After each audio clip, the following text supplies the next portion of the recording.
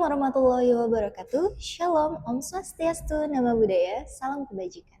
Selamat pagi semuanya. Tahukah kalian, menurut survei internasional, lebih dari 70% orang mengakui bahwa takut berbicara di depan umum. Artinya, rasa takut berbicara itu lebih tinggi dibandingkan rasa takut terhadap kematian.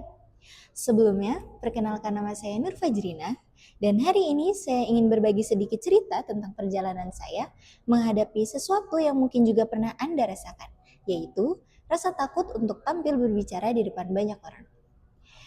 Bayangkan, Anda berdiri di depan banyak orang, semua mata tertuju ke Anda, suasana hening dan tiba-tiba tangan terasa dingin, jantung berdetak kencang, atau bahkan lidah seolah tak mau bergerak. Percaya atau tidak, itu adalah saya yang dulu. Setiap kali harus berbicara di depan kelas, saya merasa panik, gemetar, bahkan rasanya ingin duduk kembali. Tapi seiringnya waktu, saya belajar satu hal, rasa takut tidak bisa dihindari, tapi bisa dihadapi. Dan dari proses itulah, saya mulai mengenal apa artinya keberanian dan percaya diri yang sebenarnya. Dulu, saya sering sekali merasa tidak cukup baik. Saya melihat orang lain berbicara dengan lancar, tampil percaya diri, dan saya berpikir, kenapa saya tidak bisa?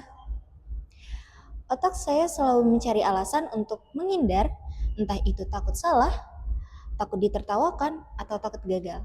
Namun, pada akhirnya saya sadar, rasa takut itu tidak akan hilang dengan diam. Dia hanya akan mengecil kalau kita mulai melangkah, walaupun langkah itu hanya sedikit. Jadi, saya mulai mencoba berbicara di depan teman-teman saya, ikut diskusi kecil, sampai akhirnya berani berdiri di depan banyak orang seperti sekarang. Awalnya mungkin sulit teman-teman, saya masih sering gugup, tapi setiap kali selesai melangkah, saya merasa sedikit lebih kuat dari sebelumnya. Dari situ saya sadar, rasa takut bukan tanda kelemahan, tapi tanda bahwa kita sedang tumbuh. Menurut dari sisi psikologi, keberanian dan kepercayaan diri terbentuk dari bagaimana kita memandang diri sendiri. Kalau kita terus berkata saya tidak bisa, maka otak kita akan terus berpikir bahwa kita tidak bisa. Tapi begitu juga sebaliknya, ketika kita berpikir saya bisa mencoba, saya bisa melakukannya, maka tubuh dan pikiran kita akan ikut belajar untuk percaya. Ketika saya berada di sekitar orang-orang yang mendukung dan tidak menghakimi, saya merasa lebih berani untuk mencoba hal-hal baru. Itulah yang membuat saya paham bahwa proses untuk berani bukan hanya tentang diri sendiri, tapi juga tentang siapa dan yang ada di sekitar kita.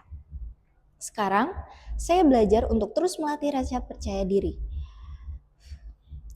Saya mulai dari hal kecil, berbicara dengan orang baru, aktif di kelas, atau berani mengemukakan pendapat meski masih ragu.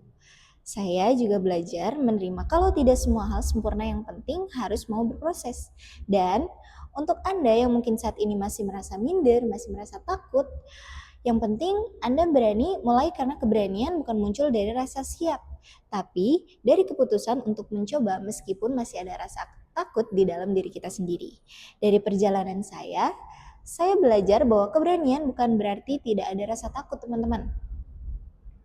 Tapi berani melangkah meskipun takut masih ada. Seperti kata Nelson Mandela, beliau seorang revolusioner dan tokoh pejuang anti-apartheid. Saya belajar bahwa keberanian bukanlah ketiada rasa takut, tapi kemenangan atas rasa takut itu sendiri. Kalau saya yang dulu gugup saja bisa seperti ini, pasti saya yakin kalian juga pasti bisa. Terima kasih sudah mendengarkan cerita saya hari ini. Saya Nur Fajrina, dan semoga setelah mendengar ini, Anda bisa melihat bahwa setiap orang punya potensi luar biasa, hanya perlu keberanian kecil untuk memulainya. Sampai jumpa dan teruslah percaya pada diri sendiri, karena versi terbaik dari Anda sedang menunggu Anda untuk muncul. Wassalamualaikum warahmatullahi wabarakatuh.